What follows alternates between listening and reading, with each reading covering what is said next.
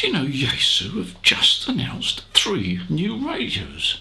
As far as I know, they weren't mentioned at the Japanese ham radio show, but yes, Yaesu have launched 3 new radios, and they tell me that they're going to be available in November 2024. Now, wait a minute. We are in November 2024. That means to say they must be about to arrive. Now, what Yaesu seem to have done is to try and revitalise 2-metre FM. Does it need revitalising? I don't know. To be honest, I don't often operate 2-metre FM, but I might be tempted. Yes, they've launched 3 new FM transceivers with the emphasis on audio. On audio, yes. Mainly on received audio, but I think also on transmitted audio as well. They're trying to squeeze as much as they can out of the signals that appear on the 2-metre FM band. In other words, they're going to try and make them super sensitive. How do you make radio super sensitive? Well, Yaesu seem to think they've got the way of doing it. Some form of digital signal processing that extracts the best audio from the weakest signals. It sounds quite interesting, doesn't it?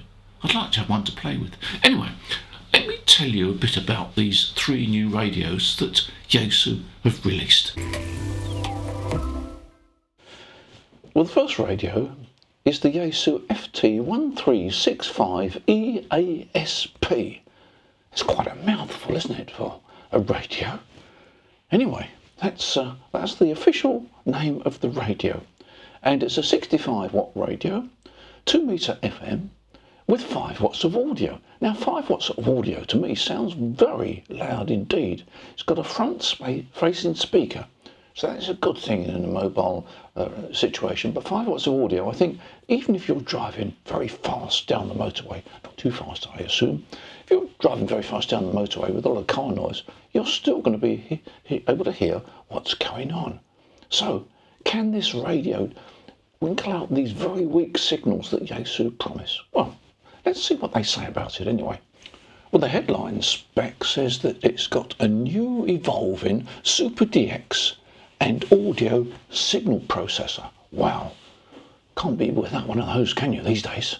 Now, with the 65 watts, you can reduce that to 30 watts and 5 watts, so you can reduce the power. 65 watts is a lot of power, isn't it? Well, Yaesu tell me that it's got a funnel air convection conductor (wind tunnel) for efficient cooling. Another thing we can't do without these days, isn't it? You can't do without the funnel air cooling (wind tunnel). Now, the reason that you can work Super DX with this radio is because it's got ASP, digital audio or audio digital signal processing unit, which enables you to receive Super DX. Interesting, isn't it? But joking apart, it's quite possible that Yaesu have hit on something here that will really enhance weak signal FM reception. Because, you know, when you get a weak signal on FM, it can be rather noisy.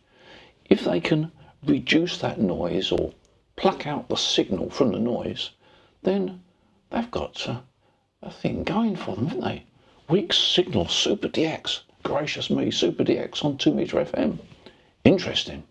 Well, they've certainly gone to town on describing some of the advantages of this radio. Let me put up on the screen now a summary of the key features that they list in their brochure.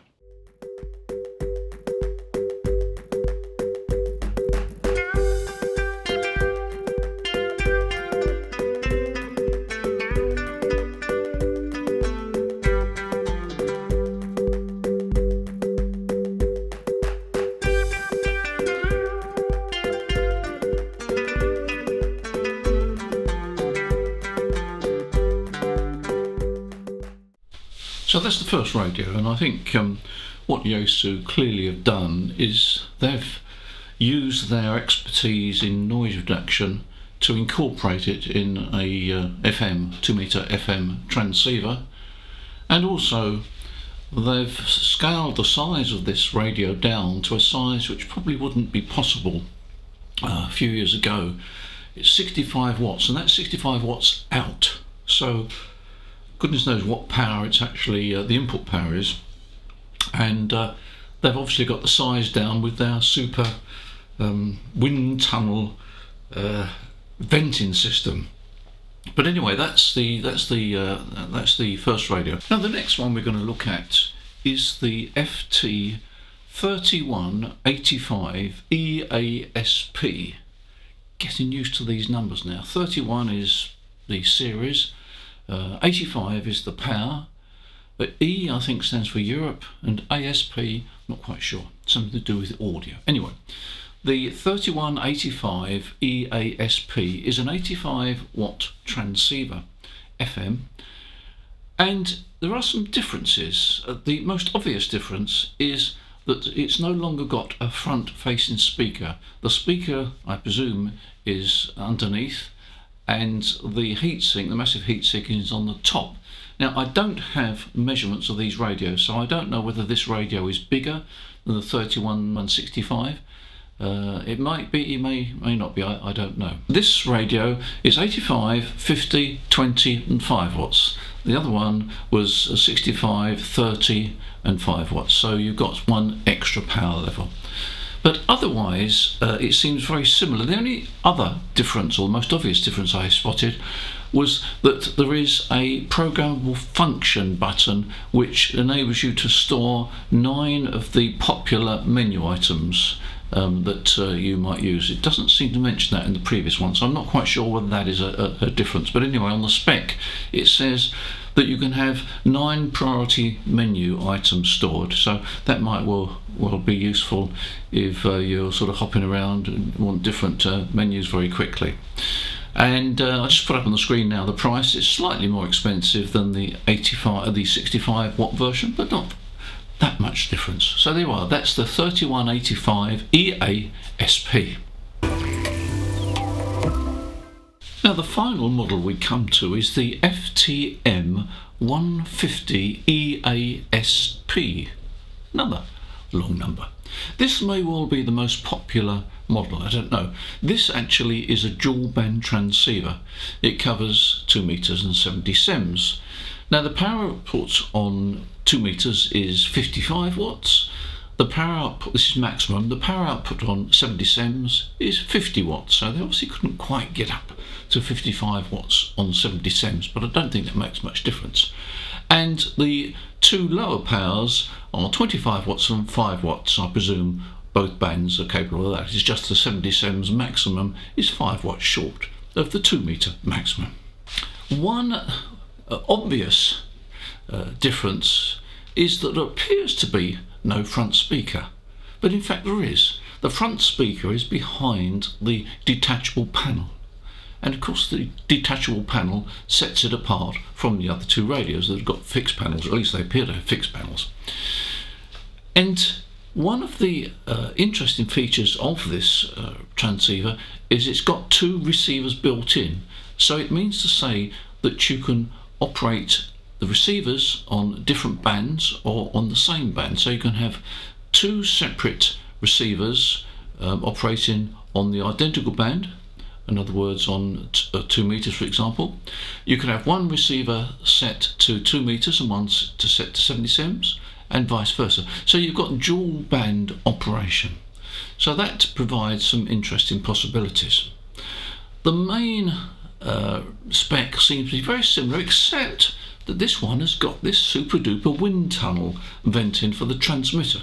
Now unfortunately, as I said just now, I don't have the measurements, so whether this transceiver is smaller than the 85 watt single band, I just don't know. I mean, they look compact, but it's difficult to tell without knowing the final spec. So it's a dual band transceiver. It's got 2 individual receivers, and it's got this wind tunnel effect for super cooling. There we are. There are some other additional features which I'll list now on the screen, which are exclusive to this particular model.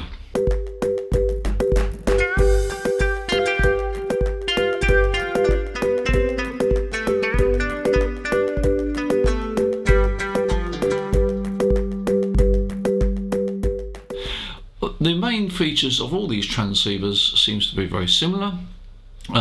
The emphasis has been on audio reproduction, really. In other words, receive audio, and they seem to be using some new, well, not new technology to them, but new to perhaps 2 meters and the 77s, sort of DSP signal processing to reduce the noise. I'd be interested to see how well that works, because very often, as I said earlier in the video, I think a weak FM signal can be very tiresome to listen to. It's all right for just getting a little short bit of information, but long term it's a bit tiresome. So if that audio can be extracted, or rather the noise reduced, then that's a step in the right direction, and probably quite a major step. So well done, Yaesu, for producing these 3 new models, and they should be on the shelves very shortly now.